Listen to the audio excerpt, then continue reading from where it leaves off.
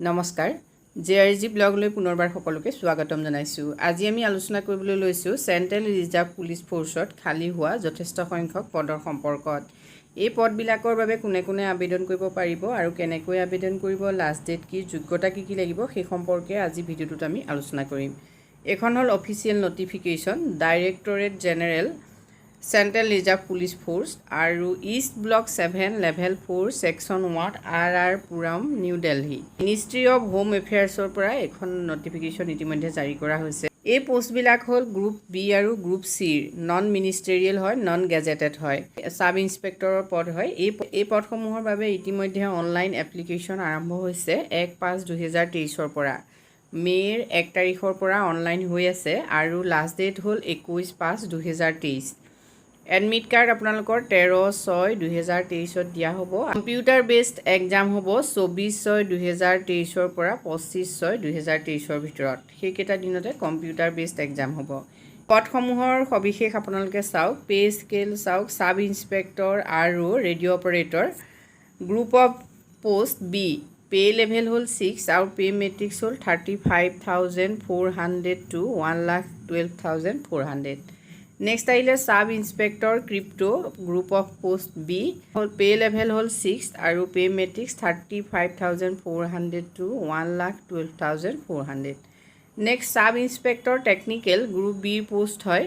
ইয়াতো pay level 6 আৰু pay matrix একেই হয়, 35,400 to 1,12,400।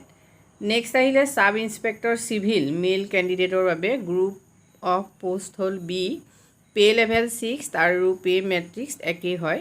নেক্সট আহিলে এছিষ্টেণ্ট ছাব ইনস্পেক্টৰ টেকনিকেল আৰু ড্ৰাফ্টমেনৰ, এইকেইটা হ'ল গ্ৰুপ চিৰ পোষ্ট। এইটো পে লেভেল 5 আৰু পে মেট্ৰিক্স হ'ব 29,200 to 92,300। ছাব ইনস্পেক্টৰ ৰেডিঅ' অপাৰেটৰৰ আনৰিজাৰ্ভৰ পদ আছে 8, EWSৰ আছে 2, OBC 5, SC 3, ST 1, total 19।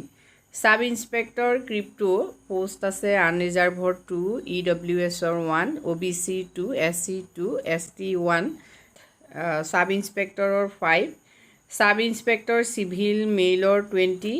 Next আহিলে এছিষ্টেণ্ট ছাব ইনস্পেক্টৰ টেকনিকেলৰ 146 আৰু এছিষ্টেণ্ট ছাব ইনস্পেক্টৰ ড্ৰাফ্টমেনৰ আছে 15। এতিয়া অল টোটেল ইয়াত পোষ্ট আছে 212। এই পদসমূহৰ বাবে যদি আপোনালোকে আবেদন কৰিম বুলি ভাবিছে তেতিয়াহ'লে আপোনালোকে http://rect.crpf.gov.in গৈ আপোনালোকে অনলাইন কৰিব পাৰে। এলিজিবিলিটি চাওক, candidate must be either a citizen of Indian or a subject of Nepal or subject of Bhutan, এইখিনি আপোনালোকে ইয়াতে চাই ল'ব। আৰু এজ লিমিট চাওক, sub inspector, radio' operator, crypto technical, সেই সকলো পদৰ বাবে আপোনাৰ বয়স 30 বছৰ তলত হ'ব লাগিব।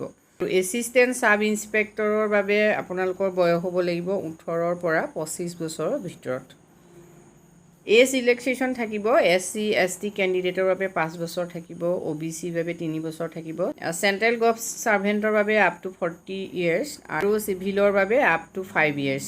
আৰু ইয়াত যথেষ্টখিনি এজ ৰিলেক্সেশ্যনৰ কথা কোৱা হৈছে। 10 বছৰ পৰ্যন্ত এজ ৰিলেক্সেশ্যন থাকিব। আপোনালোকে সম্পূৰ্ণ নটিফিকেশ্যনখন পঢ়ি ল'ব, মই ডেছক্ৰিপশ্যন বক্সত লিংকটো দি দিম।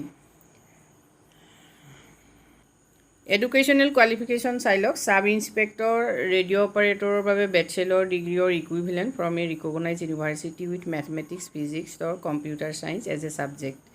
ছাব ইনস্পেক্টৰ ক্ৰিপ্টোৰ বাবে চাওক, bachelor degree of equivalent from a recognise university, mathematics and physics as a subject. Next sub inspector টেকনিকেলৰ বাবে BTech or equivalent in electronics or telecommunication, computer science as main subject. Qualified associate member of the institution of engineers or institute of electronics telecommunication engineers. Next sub inspector চিভিলৰ বাবে intermediate with 3 years diploma in civil engineer. Assistant sub ইনস্পেক্টৰৰ বাবে 10th pass হ'লে আপুনি আবেদন কৰিব পাৰিব with 3 years, কিন্তু ডিপ্ল'মা ইন ৰেডিঅ' ইঞ্জিনিয়াৰিং বা ইলেক্ট্ৰনিক্সৰ অৰ কম্পিউটাৰ্ছৰ 3 year ডিপ্ল'মা লাগিব। নেক্সট BSc হ'লেও আপুনি আবেদন কৰিব পাৰিব, degree with physics, chemistry and mathematics from a recognise university. Desirable চাওক preference shall be given to person having training in software or hardware computers. Next assistant sub ইনস্পেক্টৰৰ ড্ৰাফ্টমেনৰ বাবে আপুনি মেট্ৰিক পাছ হ'লে আবেদন কৰিব পাৰিব।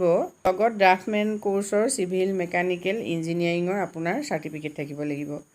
গতিকে এই পদসমূহৰ বাবে যদি আপোনালোকৰ আবেদন কৰিব পৰা যোগ্যতা আছে তেতিয়াহ'লে আপোনালোকে অতি সোনকালে আবেদন কৰক, যিহেতু 21/5/2023 লাষ্ট ডেট হয়। আজি ভিডিঅ'টোত আমি আপোনালোকৰ বাবে এইখিনি তথ্য আগবঢ়াইছোঁ। যদি আপোনালোক উপকৃত হৈছে কমেণ্ট কৰি জনাব। ধন্যবাদ।